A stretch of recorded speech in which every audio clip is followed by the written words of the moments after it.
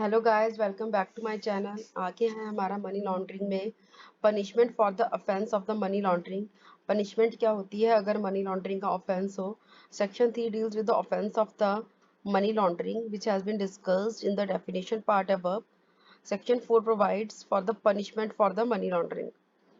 इन्होंने ऊपर हमने जो डिस्कस किया है कि किस प्रकार हमारे जो कितने ऑफेंसेस है मनी लॉन्ड्रिंग में, ये हमको पनिशमेंट क्यों बता रहे हैं कि जो भी कमिट करता है ऑफेंस मनी लॉन्ड्रिंग का, उसको punishable with the rigorous imprisonment for a term which shall not be less than 3 years but which may extend to 7 years। कम 3 साल से कम नहीं होगी, मतलब कि 7 साल तक भी हो सकती है, 3 से 7 साल तक की हो सकती है फाइन के साथ। रिगरस इम्प्रिजनमेंट मतलब उनको काम भी करना पड़ेगा, ठीक है, और 3 से 7 साल तक। But where the proceeds of the crime involve in the money laundering relate to any offence specified under paragraph 2 of the part A of the schedule. यहाँ पर जो प्रोसीड्स इन्वॉल्व होते हैं क्राइम के मनी लॉन्ड्रिंग में, किसी भी offence से जो स्पेसिफाइड है पैराग्राफ 2 में, तो जो कि नारकोटिक ड्रग्स और साइकोट्रॉपिक सब्सटेंसेस का है, जो मैक्सिमम पनिशमेंट है वो 10 भी हो जा सकती है 10 की जगह, सॉरी 10 भी हो सकती है 7 की जगह। ये देखो, whether the proceeds of the crime involved in money laundering relate to any offense specified under paragraph 2 of the part A of the schedule, yes, तो क्या होगी, imprisonment, ठीक है, फाइन ऑल्सो चार्ज। अगर नहीं तो भी imprisonment, फाइन ऑल्सो चार्ज। तो मिनिमम 3 है से 10, नहीं तो मिनिमम 3 से 7 है। फर्क क्या है सिर्फ कि प्रोसीड्स जो है इन्वॉल्व होगी मनी लॉन्ड्रिंग में, और अगर आपके वो नारकोटिक में कुछ आपका आ रहा है पैराग्राफ 2 आपका, उसमें था नारकोटिक ड्रग्स में, तो आपकी 7 की जगह मैक्सिमम 3 से जो 7 था वो 3 से 10 हो जाएगा। आगे है obligation of banking companies, financial institutions and the intermediate. Obligation क्या है बैंकिंग कंपनीज की, फाइनेंशियल इंस्टीट्यूशंस की या फिर इंटरमीडिएरीज की। Reporting entity to maintain records. Section 12 provides for the obligation of the banking companies, financial institutions and the intermediaries. Obligation है जो banking companies हैं, फाइनेंशियल इंस्टीट्यूशंस हैं या इंटरमीडिएरीज है, क्या है इनकी, सबसे पहली तो इनकी जो इनकी ऑब्लिगेशन है वो है मेंटेनेंस ऑफ द रिकॉर्ड्स। अब इसमें क्या है, जो भी कोई रिपोर्टिंग एंटिटी है वो क्या करेगी, मेंटेन करेगी रिकॉर्ड्स ऑफ ट्रांजैक्शंस के, जो कि इंक्लूड करेंगे जो कि इंफॉर्मेशन है रिलेटेड टू द ट्रांजैक्शंस जो कि कवर्ड है अंडर क्लॉज बी, और इस मैनर में कि वो रिकंस्ट्रक्ट कर सके इंडिविजुअल की ट्रांजैक्शंस को। फिर फर्निश क्या करेंगे वो to the director within such time as the may be prescribed information relating to such transactions, whether attempted or execute, the nature value of which may be prescribed। फिर है verify the identity of its clients in such manner and subject to such conditions as may be prescribed, ठीक है। identify the beneficial owner if any of such of its clients as may be prescribed, ठीक है ना। फिर maintain record of the documents evidencing identity of its clients, beneficial owners, account files, business correspondence relating to clients. देखो क्या कुछ आ गया, record transactions के लिए सारा इन्होंने मेंटेन करने को बोला है। फर्निश टू द डायरेक्टर में बोला है इंफॉर्मेशन सारी ट्रांजेक्शन्स की, ये वेरीफाई करना आइडेंटिटी को और बेनिफिशियल ऑनर या क्लाइंट्स को। फिर डॉक्यूमेंट्स के भी रिकॉर्ड के लिए सब बोल रहे हैं। उसके बाद आ गया ये देखो,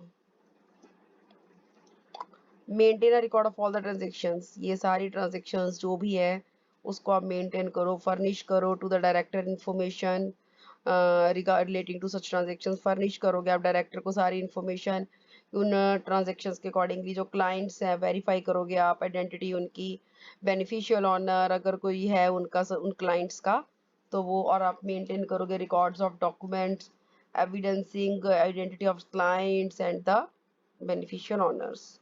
दूसरा आ गया उनको क्या ऑब्लिगेशन है, उनकी कॉन्फिडेंशियलिटी। जो भी इंफॉर्मेशन मेंटेन करेंगे या फर्निश करते हैं वो या वेरीफाई करते हैं वो, तो वो सेव करेंगे, otherwise provided under any law for the time being force should be kept confidential. Of course क्या कॉन्फिडेंशियल होनी चाहिए, रखनी चाहिए ना उनको ये। मेंटेनेंस ऑफ रिकॉर्ड्स, जो भी रिकॉर्ड्स वो रेफर्ड है क्लॉज ए में अब सबसेक्शन 1 में वो मेंटेन करेंगे 5 साल तक from the date of the transaction between a client and the reporting entity.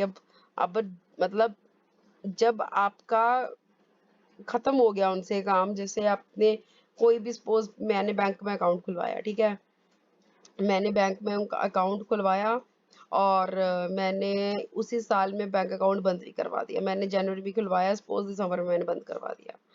अब तो 5 साल हम कब से लेंगे? जब से दिसंबर से लेंगे, मतलब दिसंबर 2020 से तो दिसंबर 2025 तक आ जाएगा।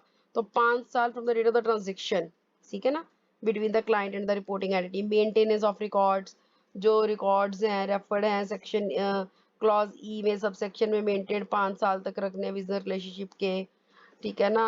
और between the client and the reporting entity has ended, the account has been closed, whichever is later। Exemption by the central government, जो सेंट्रल गवर्नमेंट है एग्जम्प्ट कर सकती है किसी भी रिपोर्टिंग एंटिटी या क्लास ऑफ रिपोर्टिंग एंटिटीज को किसी भी ऑब्लिगेशन अंडर दिस चैप्टर। फिर आ जाता है असेस टू इंफॉर्मेशन। जो डायरेक्टर है may call for from any reporting entity any of the records refer to in subsection 1 of the section 12 and any additional information as he considers necessary for the purposes of this act.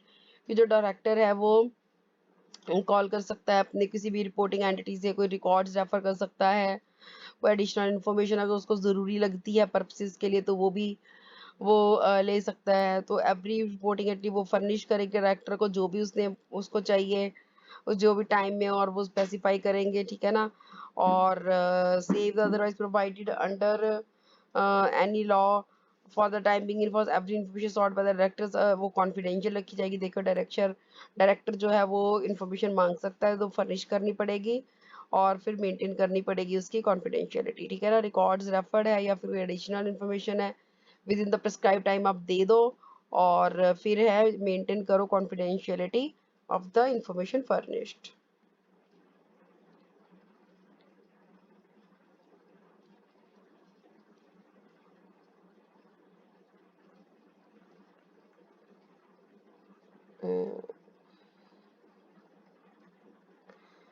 Next है हमारा power of director to impose fine. This section deals with the powers of the director. जो initiation of inquiry जो director हैं या अपनी मर्जी से या फिर एप्लीकेशन मेड करती है अथॉरिटी ऑफिसर या पर्सन मेक सच इंक्वायरी और cause such inquiry to be made as he thinks if it to the necessary with regard to the obligations of the reporting entity under this chapter. कि ये कह रहे हैं उनकी जो powers है director की फाइन इम्पोज करने के लिए। तो इनिशिएशन ऑफ द इंक्वायरीज, जब अगर डायरेक्टर लगता है तो उसको अपनी मर्जी से एप्लीकेशन दे देगा या अपनी मर्जी से वो इनिशिएट करेगा इंक्वायरी की, ठीक है ना। तो वो इंक्वायरी जो करते हैं वो सच इंक्वायरी जो होती है जो उसको फिट लगती है कि ज़रूरी है ऑब्लिगेशंस के लिए रिपोर्टिंग एंटिटी के अंडर दिस चैप्टर, ठीक है। फिर आ गया direct for audit of records. किसी भी स्टेज पर जो ऑफ इंक्वायरी के अदर प्रोसीडिंग्स में जो डायरेक्टर है वो नेचर और कम्प्लेक्सिटी ऑफ द केस देखकर ये ओपिनियन ले सकता है कि अब क्या ज़रूरी है करना। वो कह सकता है कंसर्न रिपोर्टिंग एंटिटी को कि उसके रिकॉर्ड्स वो उसको दिखाएं और स्पेसिफाई करें ऑडिटेड बाय हो अकाउंटेंट से from among a panel of accountants जो कि मेंटेन करेंगे सेंट्रल गवर्नमेंट इस पर्पस के लिए। फिर एक्सपेंसेस हैं। अब एक्सपेंसेस वो शक सेंट्रल गवर्नमेंट को है तो बियर भी तो सेंट्रल गवर्नमेंट करेगी ना। तो सबके सारे जो bond by the central government. Order of the director, if the director in the course of any inquiry finds that the reporting entity or its designated director of the board or any of its employees has failed to comply with the obligations। अगर लगता है कि जो designated director उसके employees है वो fail हो गए कंप्लाई करने के लिए ऑब्लिगेशंस, देन वो क्या करेंगे, वार्निंग करेंगे राइटिंग में और रिपोर्ट करेंगे सच और डायरेक्ट करेंगे सच रिपोर्टिंग एंटिटी को और its designation direct on the board और any of the employees to comply with the specific instructions. Direct करेंगे रिपोर्टिंग एंटिटी को डेजिग्नेटेड डायरेक्टर को ऑन द बोर्ड और any of its employees to send reports at such interval as may be prescribed on the measures is taking। Impose करेंगे monetary penalty जो कि designate और it's designated director को on the board, ठीक है, या employees जो कि 10,000 रुपए से लेकर 1 लाख रुपए तक हो सकती है हर एक फेलियर के लिए। तो देखो इन्होंने एक चार्ट में इजी करके लिखा हुआ एक वार्निंग देंगे राइटिंग में कंप्लाई करेंगे इंस्ट्रक्शंस में पीरियोडिकल रिपोर्ट्स के लिए पूछ सकते हैं, और फिर पेनल्टी 10,000 से लेके 1 लाख पर फेलियर। उसके बाद है फॉरवर्डिंग का कॉपी ऑफ ऑर्डर, जो डायरेक्टर है वो फॉरवर्ड करेगा, पास करेगा बैंकिंग कंपनी को, इंस्टीट्यूशन को, फाइनेंशियल इंस्टीट्यूशन, इंटरमीडियरी या उस पर्सन को जो कि पार्टी है प्रोसीडिंग्स का। और अकाउंटेंट का मतलब यहाँ पर चार्टेड अकाउंटेंट है, ठीक है, with in the meaning of chartered accounting 1949।